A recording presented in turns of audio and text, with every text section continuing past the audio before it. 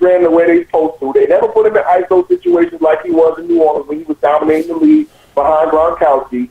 And Doug Baldwin, he's a good receiver. I don't know if he's a guy that you could really say is going to be a top 10 number one year in and year out. They got to do a better job, man. They couldn't run the football, you know what I'm saying, because their offensive line is shit. And Russell Wilson was running for his life the whole goddamn game. Okay, I'm going to speak on this next game. The Bengals and the Ravens, right? Okay.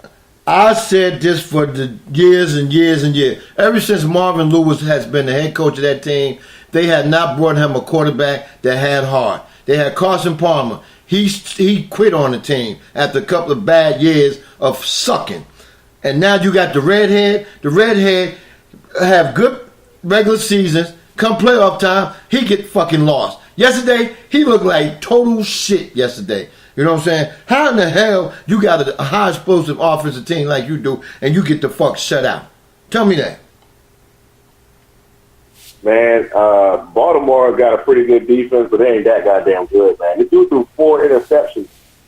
4 interceptions in one game. As a matter of fact, not only be on the, like, what the geeks do with QBR and all of that stuff, but I just thought it was real funny that when you go to QBR, his QBR for the whole game was a .6. Not even one. Not even one. She's .6. And that ninja made a point. Why don't you never hear his name mentioned? I'm the only one mention his name, man. I'm the only one mention. The last couple of years we've been doing this podcast, I've been saying the only way Marvin Lewis will get because the ownership love him, so they're not going to get rid of him. The only way he's going to get close to a championship if they get a quarterback, get rid of the shit they've been getting them. They need a real fucking quarterback, man. But we're going to move on from that game. I'm going to let you talk about this game right here, man. This game right here kind of puzzled me yesterday because it seemed like the team that lost should have won. They had 2 bad plays down on the goal line where people dropped balls that was right there. That's got to be the Atlanta game. The Atlanta-Chicago Falcon game, man. I'll leave that one up to you right now. What you feel about that? Hey, man, now, we both feel kind of the same way about the Falcons. They escaped. Now, first let me say this. A win is a win is a win.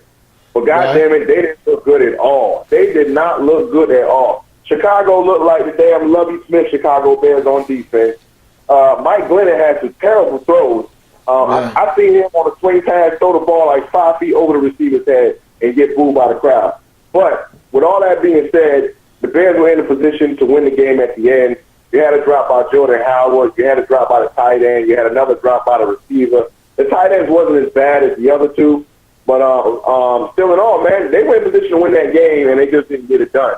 If I'm Atlanta to a team who drafted the number 2 overall, so they had the number 2 overall pick last season at the draft, and now all of a sudden here comes the runner-up to the Super Bowl last year, and you barely edge away with a victory. If I'm Atlanta, it's going to be a good test next week because I think they play Green Bay. So we're going to find out if Green Bay is as good as they're supposed to be or if Atlanta is as bad as they looked yesterday. Okay, I got 2 more for you, Microwave, right? They saying power going out in certain parts of Atlanta and whatnot, but I'm on the south side, man, and I'm praying that we can continue this show and keep it going, all right?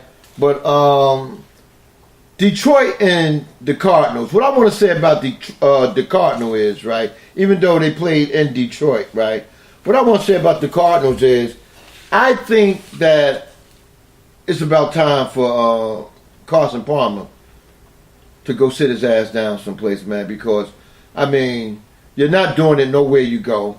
You know what I'm saying? You're playing with better athletes than you probably ever played with, but you can't seem to get it done.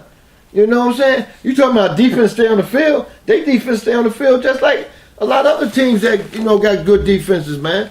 And you cannot stay on the field and try to make it happen. Because Detroit, man, come on. Honestly, do Detroit really look that great to you? No, Detroit really didn't look that good. It's a home game. Arizona really has a good defense, but they lost to Calais Campbell, and you saw what he did out there in Jacksonville, what he did yesterday. So Carson Palmer, I think, been done for the past 2 years. I don't know why they're so scared to move on from him. When you got somebody like David Johnson, Larry Fitzgerald moved to the slot, so he's still effective at his age. But it seems like they more say, okay, well, we'll just roll it back from Carson Palmer as opposed to say, you know what, we're going to take a shot while we think we still got a window in a good defense. Because, look, as players get better and better and their contracts come up, they're going to end up leaving and going other places for more money. We don't know how long the Honey Badger and Patrick Peterson going to stay there. You know what I'm saying? So they're on the edge of either they're going to have to do something now or they're going to end up finding themselves back in the dumps of the NFC West. Because I don't know if that was an aberration by the Rams. They did play against a dude named Scott Hodin, but, you see what the Rams did.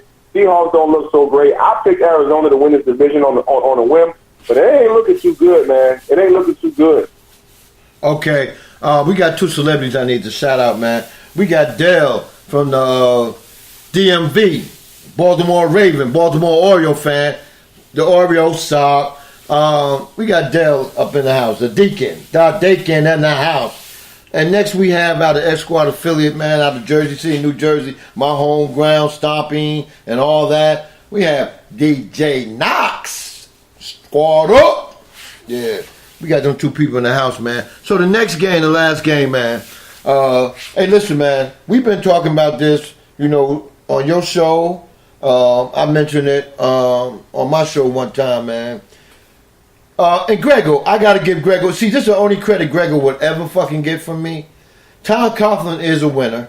He went down there and built a team and brought an old coach with him that he knew he had faith in will morale that team up. Because it seemed like the players was hitting him on the back all day on the sideline because they were showing how much they care about how he sticks up for them. The Jacksonville Jaguars, man, they are doing a hella fine fucking job, man. They went down to Houston, Texas, who's supposed to have the number one defense in the AFC. I don't know if it's the whole NFL, but at least the AFC.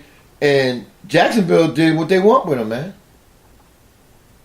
Yeah, they did. The thing is, it's almost bittersweet, like Kansas City losing Eric Berry. They lost Allen Robinson. I think it might be ACL tear. Even if it's partial, they say he's going to